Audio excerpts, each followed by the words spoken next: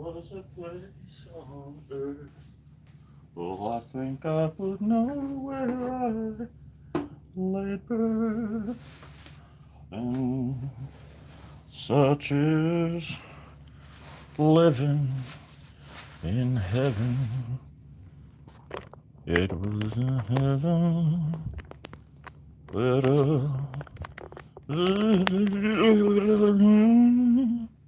I was walking towards. I was thinking about using my sword to make a point with the folks at the grocery store I didn't agree with. They had it coming. They weren't listening to reason. Hello there, Daniel. Hello there, friends.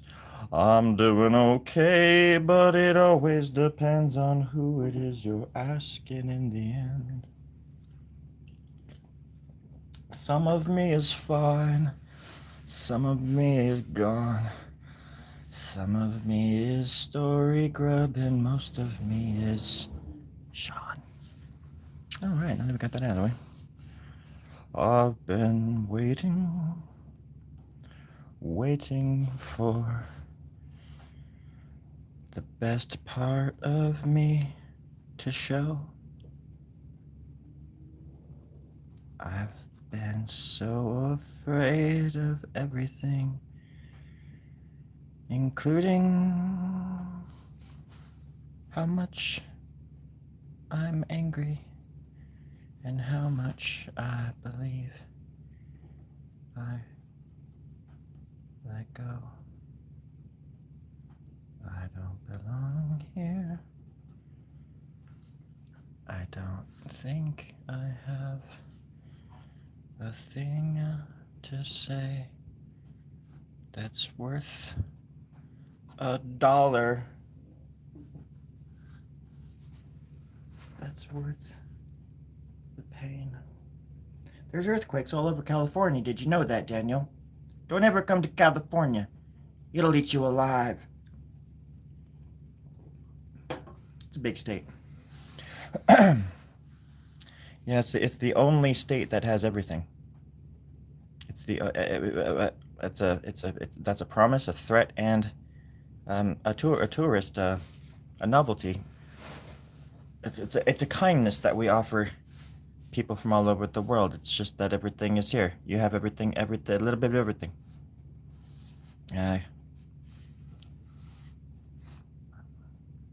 Sometimes I just don't have anything to say, so I just say the first thing that comes to my mind, which is always the best thing to do in those kinds of situations. Sorry for the wiggling. I'm not trying to make anybody sick.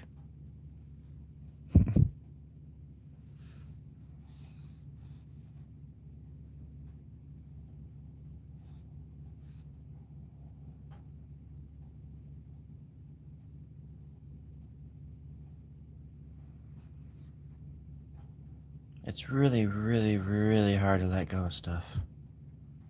I don't know how people do it. I try and I try and I try. I try to be the person that I present myself as. But deep down, I'm just so freaking strange. Because I spent so long just convincing myself that, like, it wasn't me, or that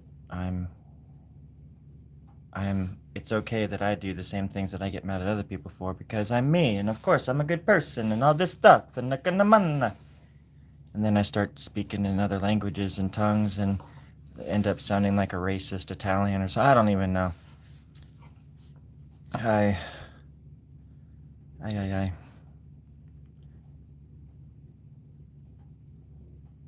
don't know what's inside of my brain anymore.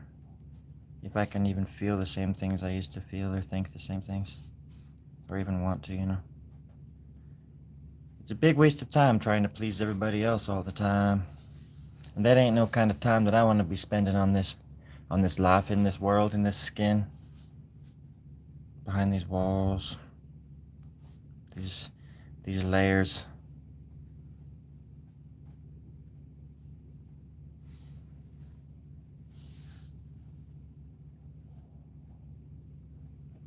It's hard to make decisions when life's coming at you at 100 miles from all different angles, you know?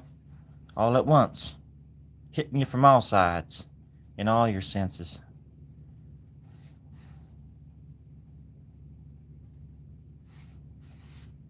And then I can continue the smile right there too, see?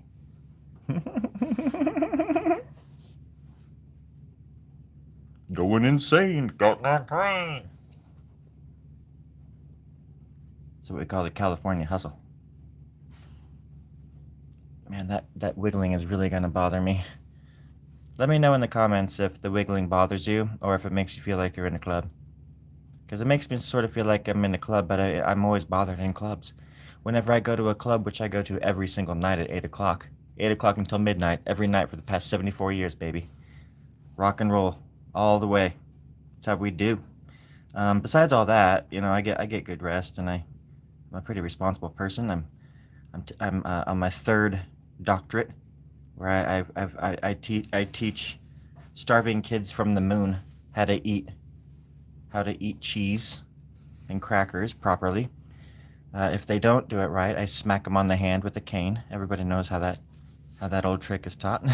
It's not really a trick. You just hit them until it bleeds, and then they learn to not do the thing that I want them to not do. So it's really that simple. A little bit of violence, and boom, you wipe out violence forever. What's the worst that could happen? But yeah, so far so good. Today's Wednesday, which means that's also, I mean, that's anything can happen day, you know, Wednesday. And I think it's an interesting day of the week because in Spanish it's miércoles. And it sounds like miracle. So maybe it's Miracle Day. It's maybe it's like Miracle Whip or something. I don't even know. You take it with the kind of person that you want. And everybody that comes here just knows that they're gonna get the honest answers from me. I'm not gonna beat around the bush, no more than I already, you know. I try not to, but I do. I know I do. I don't want to, but I do. But seriously, if anybody wants to go surfing later, I'll be going around 6 o'clock before I go to the club, and I'll be at the gym from 7 o'clock to 7:45. Then I'm gonna take a shot and a shoot right next to the spot right next to the club. Cut down on travel time. Save those ducats for the tip jar at the club. And you know, we're gonna get down. We're gonna dance to some music. We're gonna blow off some steam. We're gonna show this world a thing or two. Any Tommy Boy fans out there? The phone's like, yes, me. It's very distracting that it moves so much because it makes me self-conscious that you guys are getting sick. I've got some drama, mean.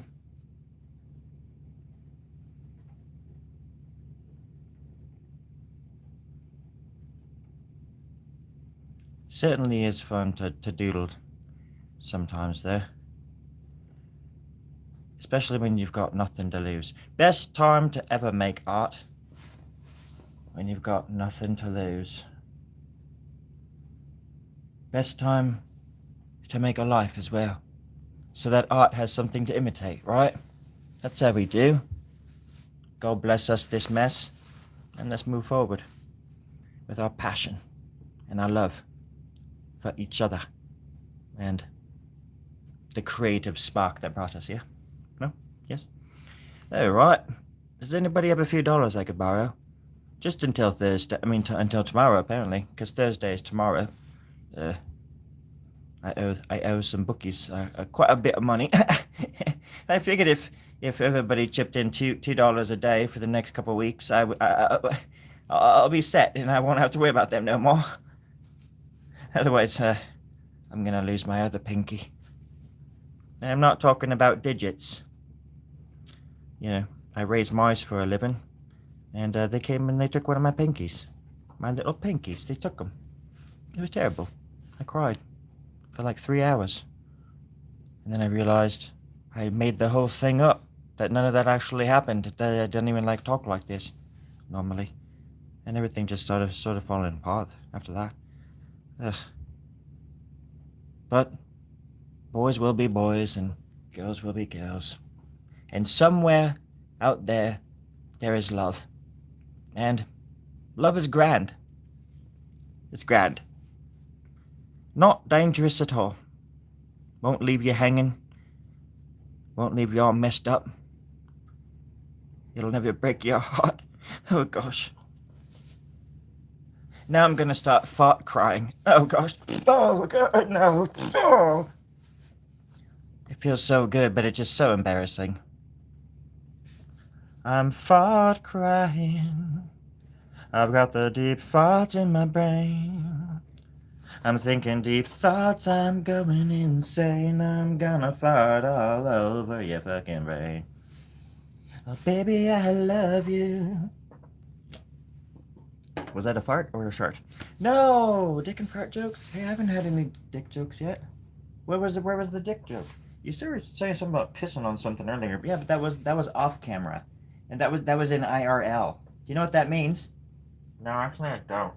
It means I remember love. It means I remember love. That's what I thought it meant. Yeah, you were close. You said you know I revolt against love, but that didn't quite make sense. Now did it? Because it was one too many. You know, you can claim all day that it wasn't and that it is, but you know you're wrong. Okay, let's get back to the drug. Sometimes I forget what I'm here to do until I'm cast in the middle of it. Actually, I just probably saved all of our lives just then. Sometimes the critic, the art historian critic, pops out of me and it just kind of takes over. It's like instinct, you know. I didn't go to school for 17 years to not be critical of everything, especially art, and those who make it, even myself. Golly gosh darn dang.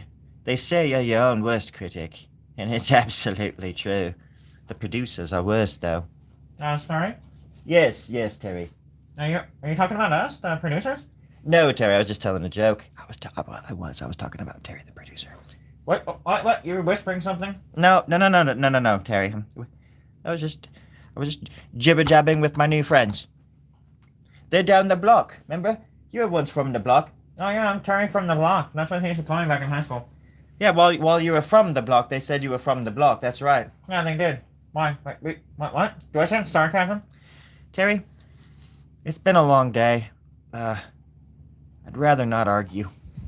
Is everybody else okay with that? I don't want to argue with the producer. That's just gonna embarrass us all. Do you want chocolate milk? Did you bring chocolate milk? No. Oh, you son of a... But we're thinking about ordering it for next week. If we don't drink it, I'll leave you some. Oh, Terry, you're the best. I think there's about 9 producers now. 10. Oh, there's 10? 10. Jeez, wow, I didn't... That's cool. And they look at me through a window in this, and I've been in this frickin' room here for, I don't know, how many days? 37 years. Oh, I've been here for 37 years, that's right. I'm not sure how many days that calculates to. I was never good at math. I was never good at holding a job, and I was never good at keeping my voice straight. You know, trying to keep my voice straight. That way people don't understand what I'm saying still. So it's just, it's embarrassing. I didn't know how to do it, but I do it, and just have to do it because nobody else will. And that's where the art comes in, friends. Oh, the art. So stupid and digital and adaptable and electrified. Especially the sonic stuff. Have you ever drawn a doodle upside down in the cavity of Jupiter's biggest storm? I've been there. I was there once. I was the size of a bug. I was an atom, skipping along the solar system. on the wings of an alien spacecraft. Now, I called the spacecraft Jebediah, but the other aliens, they called it something else, but I cannot pronounce it. As a matter of fact, there is no sound for the word that they have for it. They're a strange species themselves. Absolutely transparent. You would never know they were there if they didn't glitch in and out of like they do, right? Does anybody want some gum? How about some gum, anybody? 13,505 days. Thank you, Luna. Yeah, I can count on you. Oh, I missed some messages. You must go to sleep, Daniel. You must go to sleep. You must go to sleep. Good night. All you need is... Do you ever play the different eye types, like throwing snake eyes? Oh. Not consciously. Yeah. I mean, I that's a good question, Luna.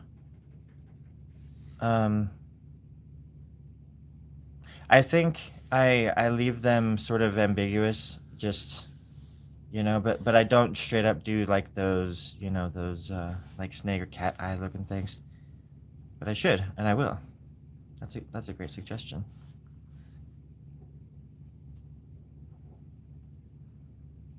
But let's see. It's hard enough making the bugger smile. I'm trying to get the camera right. Hold still, gosh darn it. I have the paper towel because if I don't have the paper towel, I sweat all over it. Because it's a little bit warm out here, but it's not too bad.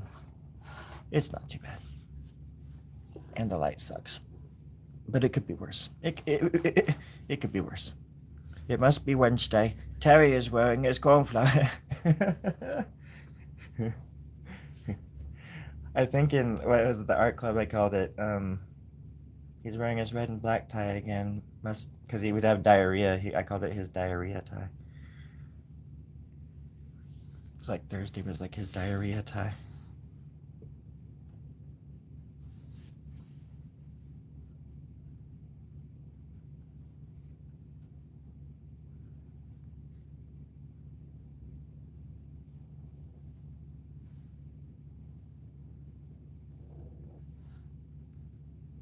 Some kind of side there.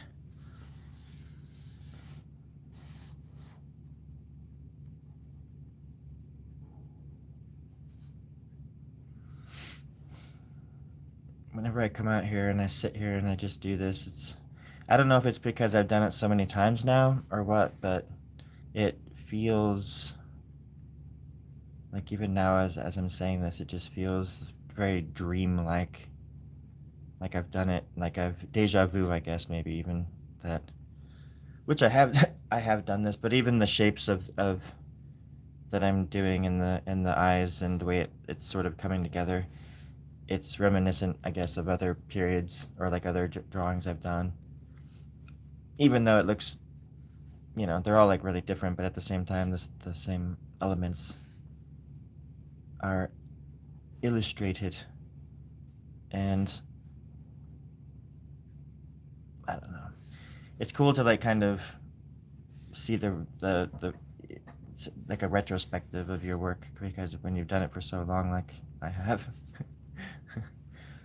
Like some of my earlier stuff back when I was in my late 20s was when I started getting a lot of, I guess I was always sort of abstract, but my drawings just got bigger. I started doing, instead of just doodling in journals and books like that were 8x12 sizes, I started making pieces, like art pieces, works of art, instead of, I don't know how else to sort of say it without sounding like a prick. But, something like this even isn't bad because it's a nice piece of paper and the illustration is like right on it. So I could, it's a good, I think this size is perfect. And I think 11x14 was when I started drawing bigger, and I was like, whoa, I want to go bigger now. Even then it wasn't, and since then I've done drawings that are like 4 feet by 3 feet long and stuff. Or horizontal, like 4 feet and then 3 feet wide. I've done huge drawings as big as this, And I have copies of them, and those are really fun. Just to go crazy on a really big piece of paper.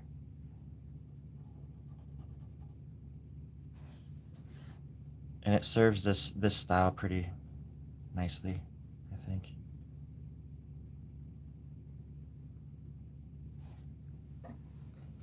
Whatever you call it. Hello, Hakuna. Yeah, I can't wait to see what it turns into as well.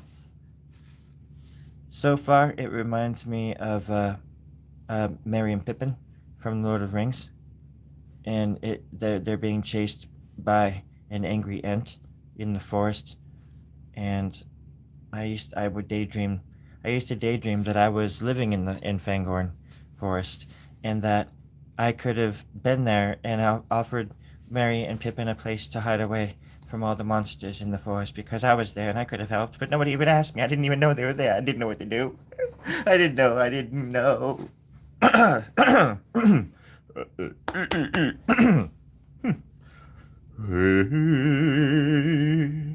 Sorry, folks. I don't know what Weasley little wiener just came in here and said what they just said about Lord of the Thieves or whatever. I would I don't know anything about that stuff.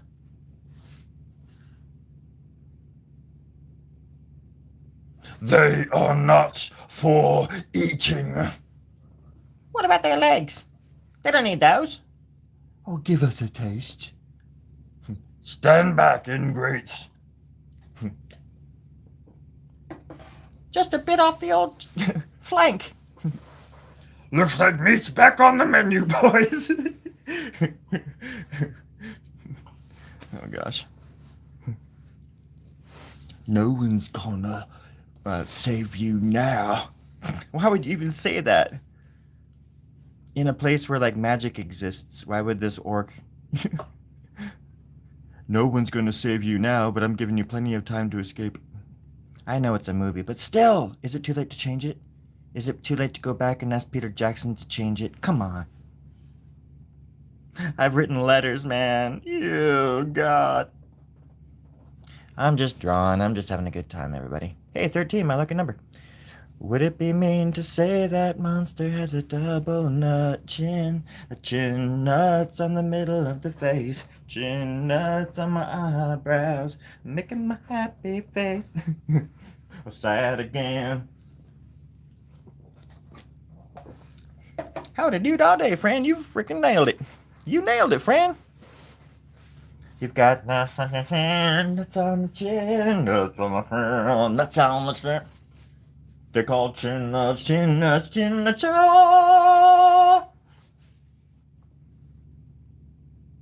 It's been a long day. I'm sorry. Lo siento to my Spanish-speaking friends. It was the 80s. Everybody was doing it. I had no choice. I would have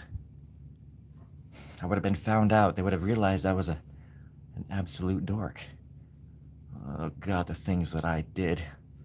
Oh, God, the things that I saw. Oh, God, damn, the frickin' chocolate milk was off the chain, though, back then. No regulations. No regulations at all. That chocolate milk shit, oh, my God, that was just the best. Everybody's drinking chocolate milk, forgetting about the past trauma and everything that happened to them. And everybody's playing a fool, drinking that chocolate milk, it's so cool. I like this song. They did that for Just Say No to Chocolate Milk, the campaign back in the 80s. Just say no to chocolate milk. It'll get you nowhere. And they used to do these ads on TV where kids were like skateboarding and drinking chocolate milk, and like they'd be pooping their pants. And they say, "Don't drink chocolate milk when you're skateboarding, or you will poop your pants all over the place." And even though some kids liked it, most kids didn't. So they kind of, I don't know. Even to this day, chocolate milk is still kind of hard to find in certain parts of the world. But I was promised in my contract that I would get plenty of it anytime I asked for it, and then they put me in this box. And they've been staring at me for 39 years. I don't know what to do. See how time works on the moon. It's been 2 years already. Yeah. It's insane. It's absolutely insane. But I'm here for it, you know. Not complaining. I'm just kind of bringing shit up. It's just kind of bubbling up is all. You know, like diarrhea, that kind of stuff, heartburn, that kind of shit. Ugh. I don't know what's gotten into me, friends, or what's coming out of me. I just need to distract myself while I can before it gets hard again. Before the ocean that you split starts filling in again. Before you can even make it halfway to the other side. With all the voices in your head trailing behind you. Like you're some kind of Pied Piper. It's like the day you realize that the body and your brain, you're just like this vessel for all of these things inside of you that live and thrive and tear you apart and keep you alive.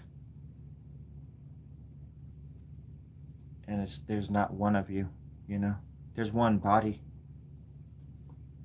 One body. But I don't know. I think even some people have multiple souls. Or they act like it anyways. It's just a fascinating world.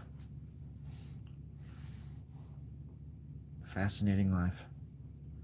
I wish I was more astute and I was more into asking people about their lives. I remember for a long time I would wake up every morning with one of my friends. His name's Luke.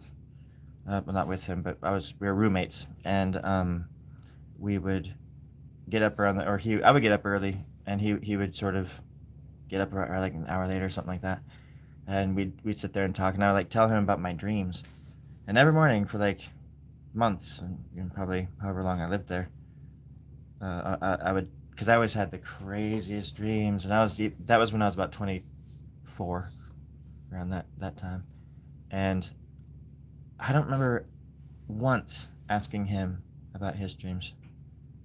I would just like tell him my dreams for like an hour, and whether he liked it or not, and I didn't, and he was just too nice to say, "Dude, I don't want to hear about your dreams." He never even like flinched. He just like listened to my dreams, and he was engaged, and he would ask questions. And I can't remember like one freaking time I ever asked him, "What about your dreams?" Or, you know, I think if I remember correctly, he doesn't, he dreams, but they're not so intense or something like that. I think that's because I eventually asked him like years later, I was like, dude, I'm sorry, man. I didn't. Because I was, that makes you feel like, oh man, I was a pretty self centered person. But just, and that's a harsh term, but more so for me in a way too. It's like that kind of behavior is just, I don't know, just it wasn't meant to be. It's hard to explain. I'm glad I realized that I do that stuff, and I'm glad that I can hopefully rectify those kinds of issues inside of me and be more curious about life and the people that I love and about their lives and their feelings and their dreams and stuff, Because once you start really paying attention to other people, then you start seeing real change within you and the world around you and stuff, I think. Life starts getting really weird and fun.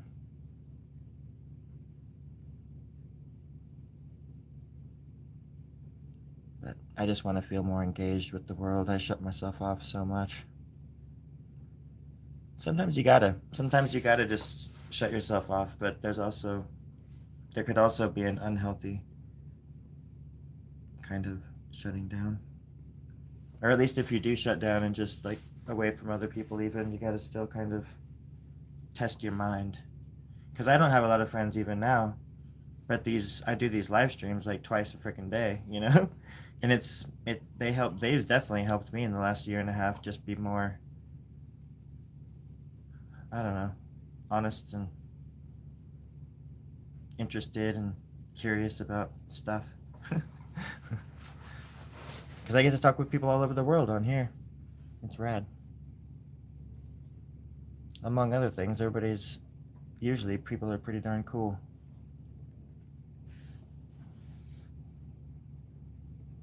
And I've learned a thing or two. And even the people, just like in daily life, even the people that are weird teach you a thing or two, especially about yourself. I used to get really worked up when people would come on and be really rude. But the best medicine for that kind of stuff is just to smile, shine them on, Don't, it's like don't let them see you sweat thing. Don't let them see you shake. They'll never win. They'll never fucking win.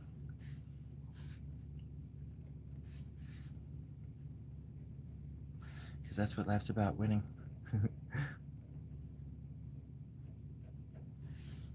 But that's the thing. You get to stay alive long enough to figure it out. Figure out what life means to you. You just gotta stay alive, stay alert, stay astute, stay engaged whatever that means to you. For me, it even means just being engaged with my own mind and trying to push myself and change patterns that have been built into me through genetics and just the world and my own stupid self and my own biases and my own thoughts and dreams and nightmares, mostly nightmares.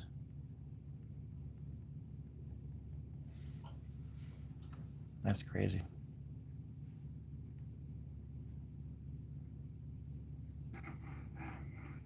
Right here.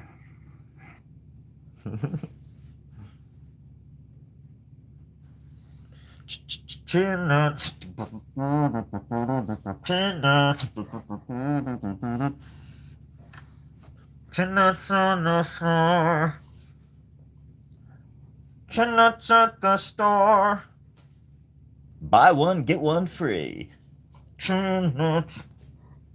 That's two. Peanuts. Sorry.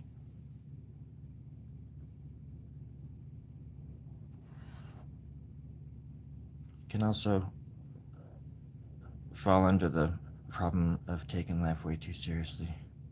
Just gotta think about it. People always say we can die any minute, but it's if you think about it, and that's like oh, you could die any minute. Just do go and live life. You could die any minute, and of course that's true, right? But the thing is, it's like, well, you're gonna die any minute. The thing to say is like you're gonna die any minute. You're gonna die any minute because seriously, like even I would break everything down. You only have like minutes to live on this planet that's existed for 4 billion years. So the white coats say, I don't believe there's even an Earth, bro. Anyways, yeah, you know how they always break it down like there's only 70. Wait, what are the things that are annual? Oh yeah, like 72 Christmases and 72 birthdays, or that whatever the hell that those commercials always talk about. And they break it down, and you only have this much time. Go out and live, and it's still just such a mind f to wrap your brain around. And to think like all the stuff that's inside of you, all of the experience and all of the memories and dreams, and again, all of this wrapped up, tightly woven into this body that's always moving and always breathing and beating and going and going and going. And then one day it's just gone. You're just gone. And it's just, but the thing is like that light, your life is just a poof in the whole grand scheme of things. And then we were just a part of what came before us and what was coming after us. We were just that in that moment. This was our moment in time. That was your specific time, that you had to live here, and then it's just out. It's just really, really hard to, not hard. It's just so fascinating to know that we all know that that's going to happen, and you know, the things that we choose to do with our time, because there's a lot of people that do wonderful things with their time, of course, and manage their time and all of that stuff, you know. And there's, just like how at the other end of the spectrum, there's people that absolutely waste their time and just don't, you know, contribute to anything ever. But I don't know. I don't know. I guess I'm just preaching to myself too, because it's just like fucking life is just, it's just a poof.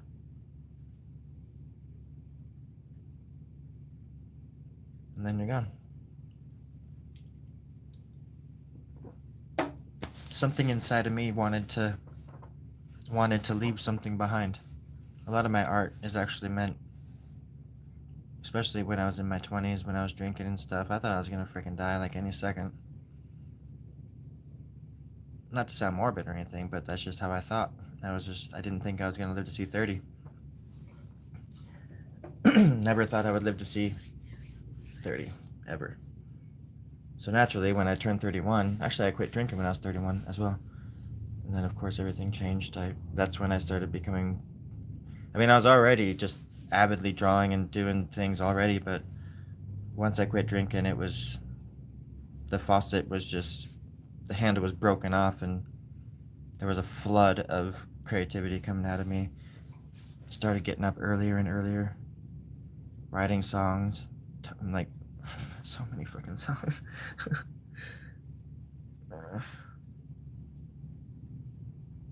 There was like my own like personal little renaissance. You know, we get those every once in a while as well. And I wasn't gonna, I wouldn't complain about that kind of stuff, but it definitely wears on your mind after a while. 14 years of getting up at 3 in the morning. I got up this morning at 2:30 in the morning. And the night before that, I got up at 12:30. I woke up and it was 12:30. I couldn't go back to sleep. So it's just, because sometimes I used to just get up and immediately would just go downstairs when I was in Boise, or just whenever I just get up and wake up, make coffee, and just start working on whatever I'm doing. But lately, I just don't know. Because besides drawing live on YouTube like this, I don't really draw as much like this outside of it. I'm usually trying to get things done around here, and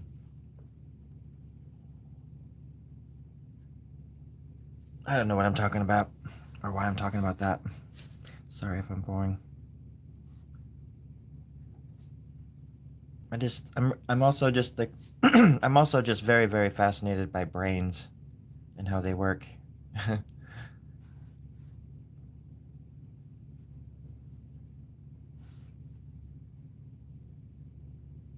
Just how I guess I would be fascinated by all of us, or every part of us, like the heart. The heart is an amazing thing. Such a crazy contraption. We are just little biological machines.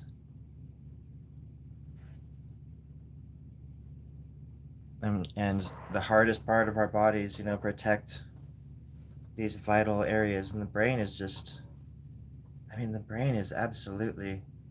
What if like a species of like aliens came here, and they were like, all they were like brains with like tentacles, and they came here and they crash landed, and then they blew up into like a million little other brains, and they went around to like other like primates and stuff, and they crawled inside their heads, and they made their brains bigger, and that's how we all came about.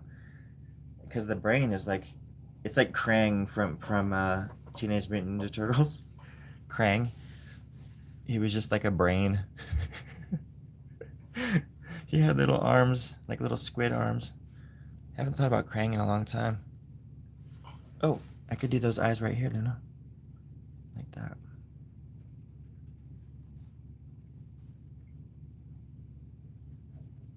There we go. Hello, Nikki. Oh, thank you.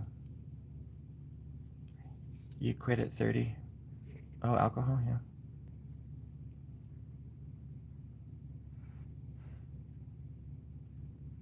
Thank you, Mood.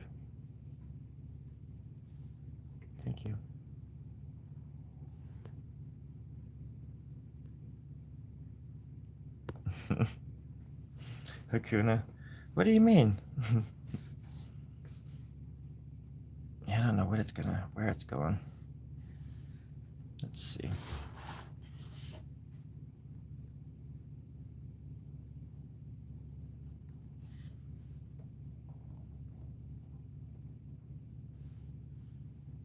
I guess a lot of it too for me is just I think a lot about how where we're headed as far as like a species is concerned, and the planet. It is a weird thing that we even care about the people that come after us. You know, in a very selfish way, I think most of us don't think about the fact that we're gonna just be gone someday or whatever. But and I don't blame them. Obviously, I don't expect people to walk around and be like, I'm gonna die, I'm gonna die, I'm gonna, you know. But there's a certain for somebody that really has been there, or knows, or has got that vibe, you know, that they're on the down low. It's almost like you can see in other people's eyes. And they're we're I was gonna say we're the ones. Well, you know, like, those are the ones who are called crazy because I think it's like this big picture thing too, where you know once you realize certain things, you start seeing how petty the arguments are that other people have.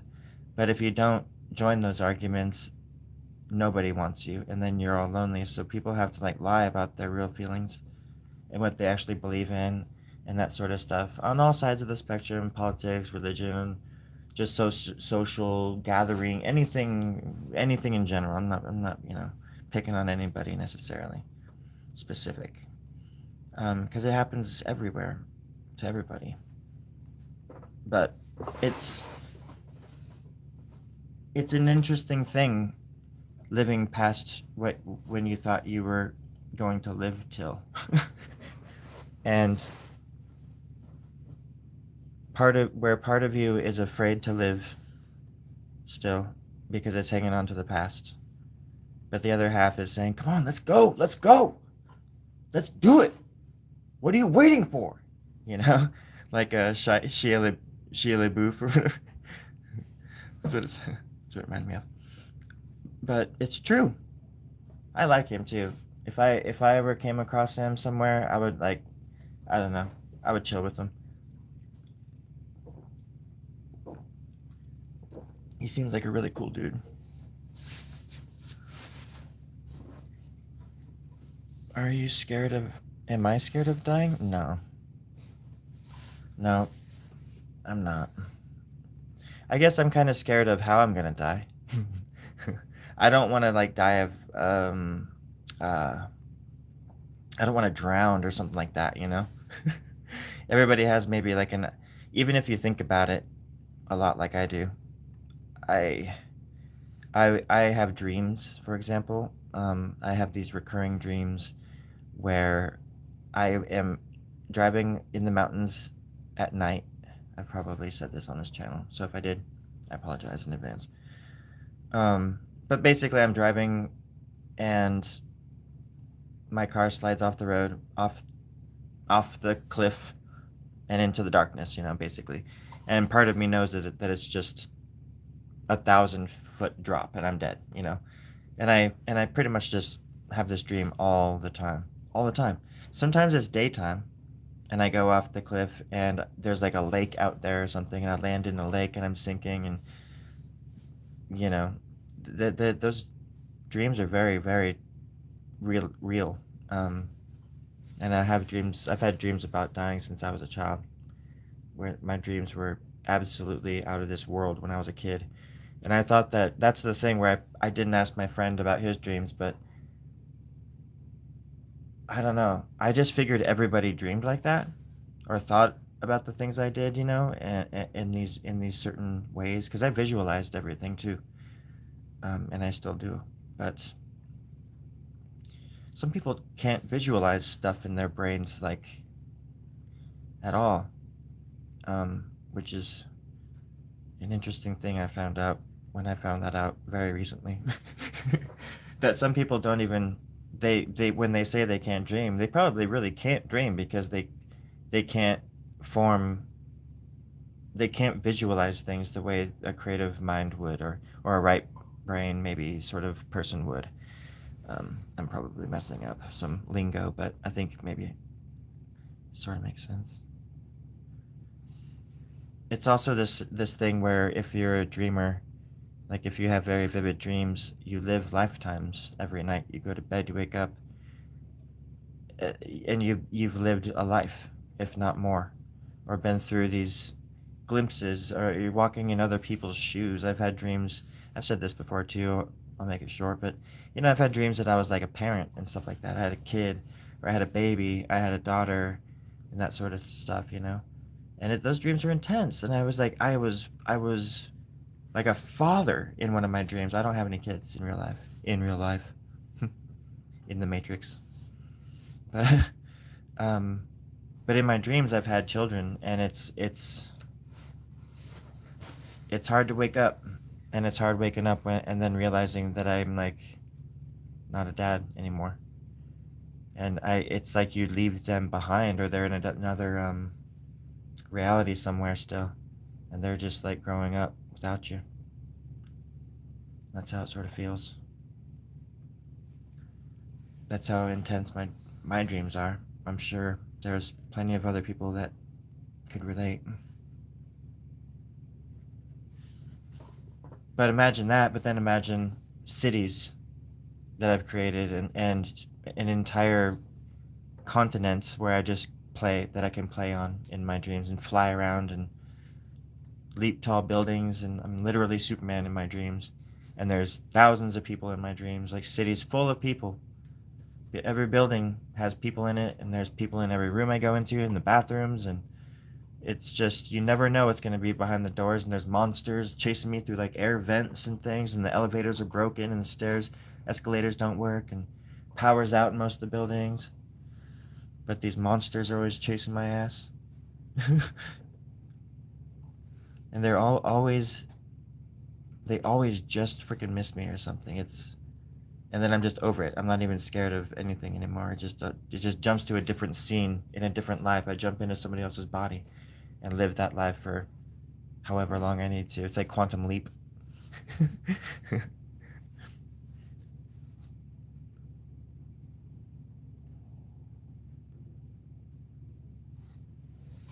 Dreams are, and it's always been like that ever since I was a kid. Ever since I can remember, I've had cinematic, extremely vivid, lucid dreams. Like I knew I was dreaming, even back when I was like 4 years old. I have a memory of where I knew I was dreaming, and I couldn't stop, like these gremlins from killing my mom, or like eating my mom or something like that. Because I just seen the movie Gremlins, and those little bastards came to life in my dreams, and they killed my family and stuff. And I woke up screaming and crying and stuff.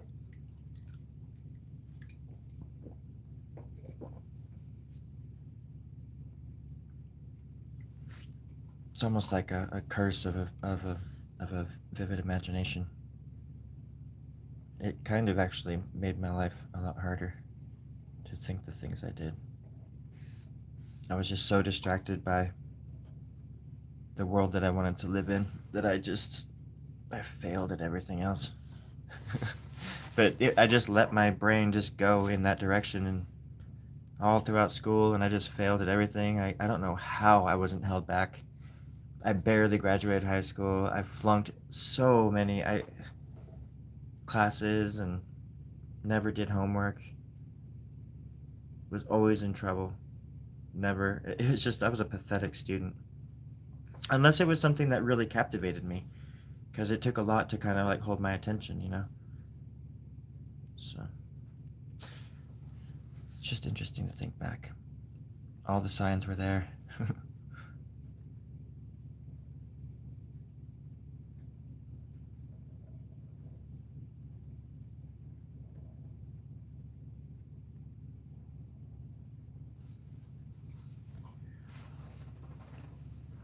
One second. 1 second, friends. I've got a 1 second. A 1 second, friend. Whoa, whoa, whoa, whoa.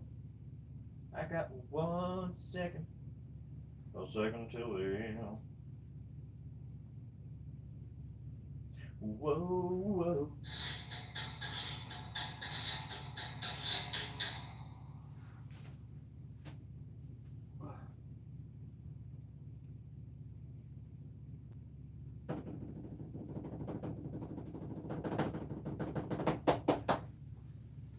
Okay. It don't matter. Oh, golly gosh darn dang.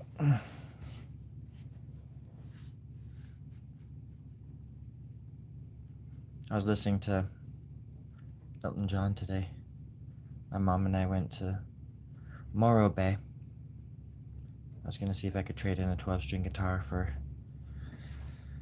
for a, well, it doesn't matter what he said no. He was cool about it, but it's not worth so much that he was willing to put the effort into selling or trading it in or anything like that. And so I got guitar strings. I got new strings because I'm gonna go play an open mic tomorrow at a little cafe in San Luis Obispo, and it shall be a good time for all. Maybe mainly me because I'm stupid like that. Absolutely. Yeah, absolutely. Okay. Oh, yeah, this is going nowhere fast. How about that? Oh, boom, boom. If anything is possible in dreams, why don't we control it? Hello, is it Asa? Tata? You're not leaving, are you, Aaron? I just couldn't read. I just couldn't read it fast enough, is all. The recluse janitor. Hey, that's awesome. You're gonna do great. Wait, are you talking about the summit that I'm going to, in which I'm gonna be talking about all of the world leaders about how to use Sharpies properly? You have to hold them at a 35-degree angle. That way, the ink seeps out the side instead of the back, and you don't get shit all over your face. Because believe it or not, in some cultures, you don't take kindly to people who don't use a Sharpie straight, and it's not uncommon to have somebody have their poop thrown at them and it lands in your face and it gets everywhere. It's quite disgusting. So use the goddamn Sharpie, right? Or I'm gonna cut off your goddamn legs. Are you done? I'm just getting started. No, don't do that. Sorry, folks. I don't know where that came from. That was uncalled for. You only deserved about 25% of that, not the whole thing. And I'm not going to say which parts. I'm just going to leave that. I'll let that be a little ambiguous. Sorry, I just choked. There we go, that's better.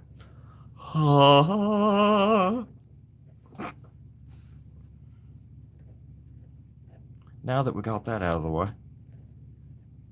Oh yeah, and I put the new strings on my guitar.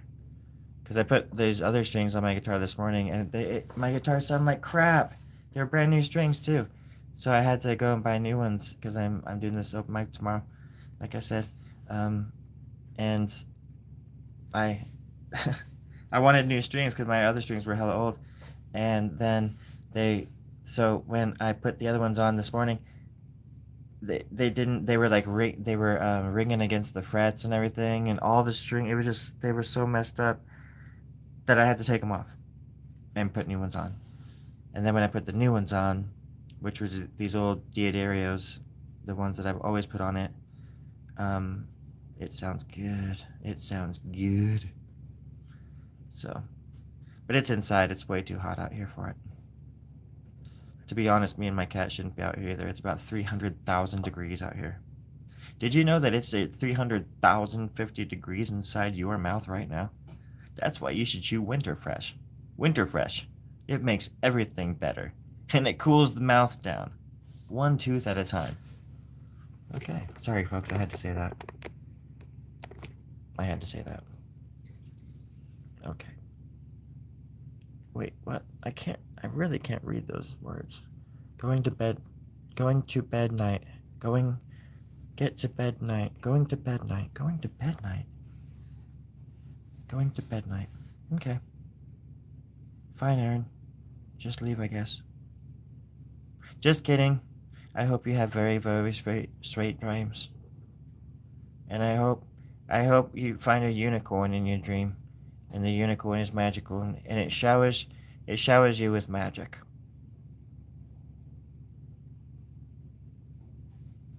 And if that's the case, just let us know, because I want some of that unicorn as well, because I want some of that magic.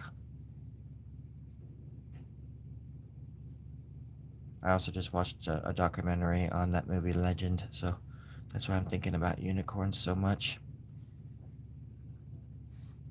But I think it's good to think about magic every once in a while, and how it works, and how unicorns are actually real. They exist. I have one in my backyard right now. Well, I have the head, but yeah, it's back there. I promised him I wouldn't show anybody though. Sorry. Good night, Aaron.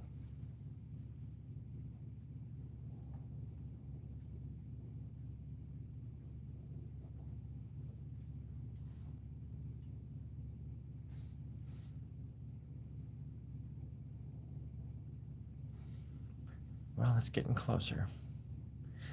It's getting closer. How do I create a theme for my drawing? Well, before I draw anything, I consult the bones, and the bones are shaped like little. You ever eat the cereal Lucky Charms? It's pretty much exactly like that. If you read, there was this box of Lucky Charms, and as a kid, you would sit there and you'd read the back of the box, and because it was like really cool. And one time I was doing that, and it said, "Hey," the box was like, "Hey, you should draw," and I said, "Okay," and I did that, and then it gave me like. It started giving me themes, like each marshmallow had a different theme, right? So one day it's based on marshmallows, for example, and then the next day it's based on, well, marshmallows again, but different colored marshmallows and stuff. It, that's how I choose my themes. It's the marshmallow scheme. That's what I call it. Some people call it the marshmallow discipline, or the marshmallow road to deliverance, through art in all of its creative marshmallow form. That's where I want to live, and that's where I want to die. And that's where I'm going to lay down my life, my friend. January, you should know this. I mean, you're the one that taught me all this. I don't know why you would ask me that, except for not to maybe call me out in front of my followers. And if that's the case, then I challenge you to a duel.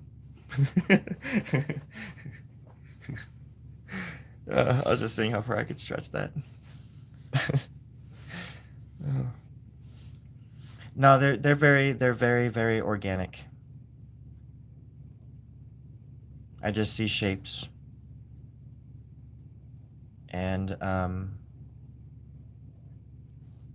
in my opinion, this style is very vague. Whereas I usually could draw more elements into it, more recognizable objects and things, but I think this style is kind of interesting in that it's very, to me anyways, it's just kind of vague. It's more abstract than specifically has any sort of theme. Um, I don't know. But then also, I think somebody can look into my stuff, whether it actually does have specific stuff in it or not, and they could draw, pun intended, they could draw their own conclusions. Kind of like a Worcestershire test. One of those Worcestershire tests. Those are great. I love those. Yeah, I think they'll see like a little sail. Settle your eyes, and you can like see a Christmas tree, or you can see like a sailboat or something. That was the best summer of my life. 1992.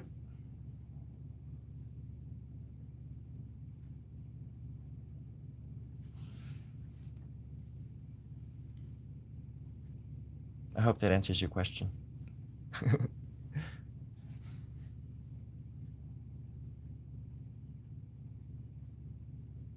But maybe tomorrow morning when I go live, I will, because I also changed the strings on my nylon string guitar, my classical guitar. So I might play that as well in the morning. Like I said, it's just way too hot out here right now, and I want them. All my guitars are inside right now, because the garage just turns into a freaking oven. It's crazy. First world problems. I'm lucky to have the space that I have, but it does get very, very hot. So the stuff that I love goes inside on days like this. But in the morning, it'll be nice and cool out here, so I'll probably jam for a while. Just turn that. There we go. So I just watched this thing too on Willow, that movie Willow, and his in the movie Willow is like a little practicing wizard, you know. He's practicing magic, but it's like rudimentary stuff. And at this point in the beginning of the movie, they go to consult the wizard or the grand dude of the village, to see if Willow should go on this trek to deliver the baby to a human, basically, any human. That's why he chooses Madmartigan, but or Madmartigan chooses him, I guess. But he goes to the old sorcerer in the village, and he like throws these bones down, and then later on in the movie he tells him that the bones, they don't do anything. He just like made it up, but or something like that. I forget exactly how it goes, but he's like, the bones. I consult the bones, and he's like, the bones tell me nothing. That's a crazy movie. So, anyways, I think I'm gonna shove off.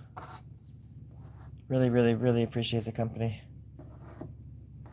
And don't forget to eat your Lucky Charms. Yeah, link is in the description. All that stuff, you know the drill. But I really do just want you to know that I love you. Okay. And that I appreciate everything. And if you could send me some chocolate milk, hey, I'll pay the postage. I'll pay for the shipping. So you can just pour it into an envelope, seal it, send it to me, or you could ship it to me overnight. I promise to pay you back. Shipping chocolate milk in big boxes, big crates to Antarctica should only cost about $3,000. So, but I can pay it back. I promise. I'm gonna sell some art and make some money soon. Yeah, that's what I do. But no, y'all have a good night, and I hope you find some happiness and be creative. Thank you, everybody. Bye.